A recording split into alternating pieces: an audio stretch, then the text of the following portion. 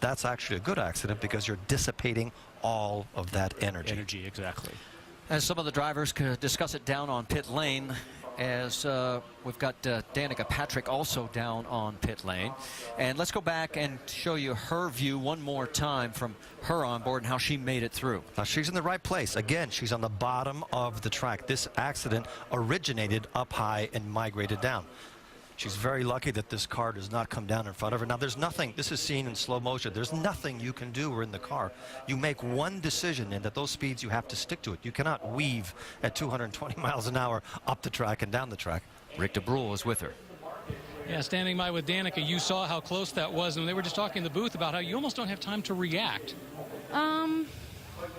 You know, I was really nervous coming into today, and why is because I knew that you were going to, as a driver, be put into positions to where you were going to have to either decide to be flat out and possibly be a part of something like that, or look like a wimp and lift. But you know what? I lifted a little. I mean, there's just a lot going on out there, and it's way, way, way too early to be, you know, getting runs and not lifting in the middle of the corner. You know, feel out your car, get used to it, see how it changes over the run. I mean, I was running the bottom, I started getting a little bit of push on the bottom, so you just kind of lift a little going into the corner, keep it under control, make an improvement on a pit stop. But I'm sure there was some things that happened that were out of anyone's control, and definitely there were a lot of cars that were in it that shouldn't have been in it. But you know, I mean, the first thing I said was, wow, and then I said, I hope everybody's okay, because it was like a movie scene. It was, you know, which they try and make look as gnarly as possible, and it was debris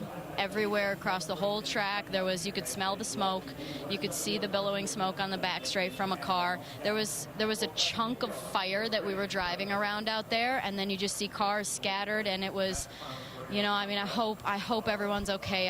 I know we haven't maybe heard about Dan, and that's just,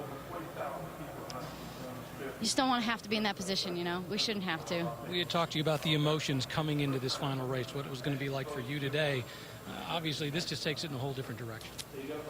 Well, that's what we were talking about. You know, you have nothing to lose. I have nothing to lose, except I have everything to lose. You know, it's all that sort of emotion wrapped in one, because I want to finish well and I want to do well.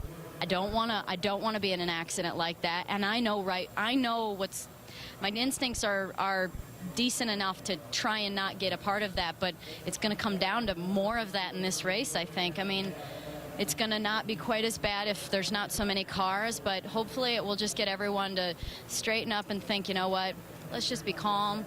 Let's get down to the last 20 or 30 laps. Let's get down to the last pit stop even, because, I mean, in my position, I have nothing to lose and I have everything to lose. Are you concerned at all about finishing this race?